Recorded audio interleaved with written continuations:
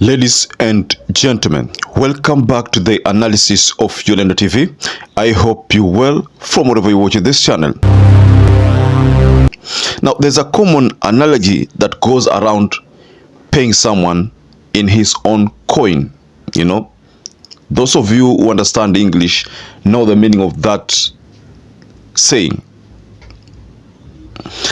In the latest development, that is for people who frequently read newspapers. You see, these days, social media has literally replaced the newspaper, so that most of the time, you find that you get news upfront before it's even relayed there in the newspapers. So I don't know. I know there are a few people who read newspapers, but for those people who read newspapers, there was a Sunday headline. I'm sorry we didn't do this analysis. I was a bit held up somewhere. But the title is Starved of Cash, you know, Starved of Cash. And that headline has UHURU Kenyatta in it. So, if you look at the headline again, it says, well, there has not been any recent public clash between President RUTO and his predecessor UHURU Kenyatta, it seems the frosty relationship between the two friends turned foes has deteriorated as the office of retired head of state is crippled, with funds frozen despite allocation and disparate letters are ignored.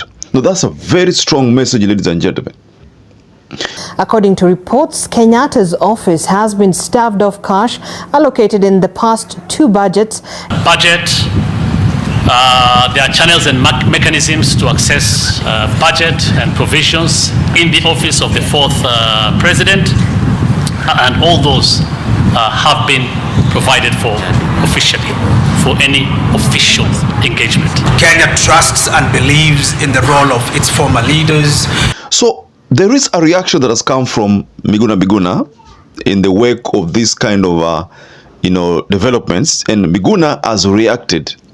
So I want us to go to this reaction of Miguna, despite the fact that, of course, we know any reaction from Miguna on UHURU's case cannot be a friendly one. It has to be one that destroys the image of the other.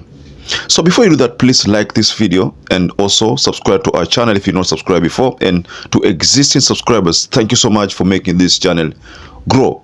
So Miguna cannot give a positive response to this crisis because despite the fact that the constitution allows that the office of the former president be financed, and that is constitutionally allowed, people like Miguna's reaction cannot be a positive one.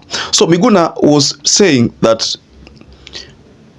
UHURU Kenyatta does not deserve to be given salary or any pension because, according to Miguna, it thinks that UHURU looted the country. Also, Dennis Itumbi seems to be saying the same. But you see, of course, we know we don't expect anything good from Itumbi and Miguna. But according to the office of the third president of the Republic of Kenya, they have been experiencing problems, due to lack of funding, which has led to lack of air tickets for his official trips abroad. Basically, what this story is trying to tell us is that the operations of UHURU Kenyatta's office have been literally crippled. So now, personally, I think this is a message that is being sent to UHURU Kenyatta, that I am the man. I can decide to cripple all your operations. If I may take you back a bit also to some of the frustrations which were also leveled on the Kenyatta family, is the issue of withdrawal of security. That forced the former first family, to hire private security to man the farms. That happened last year during the days of demonstrations, street demonstrations, and then some goons had attacked Northlands farm, if you remember that history. So that time, during that period, police or the security who manned those gates, who manned those Kenyatta's family, were all withdrawn. And then there was some talk of redeployment. You know, of course, those are ways of making sure that the former first family stays as is silenced, so that they don't contribute to anything politically.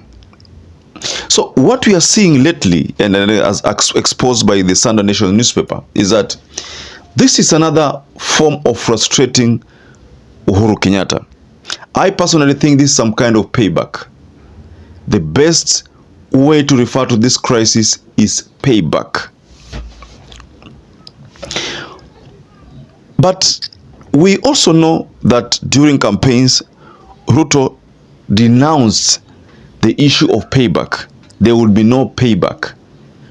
But in this crisis, if at all this is true, what is being shared and has been shared by the Sunday newspaper, that the former president's office is cash starved. If that is the case, then I could only attribute that to payback. Of course, there have been talks, talks, and especially what was confirmed by the governor of Nyeri, talking about Mutahi Kahiga. When Mutahi Kahiga said that Uhuru frustrated William Ruto. So are we seeing this as a payback of that frustration?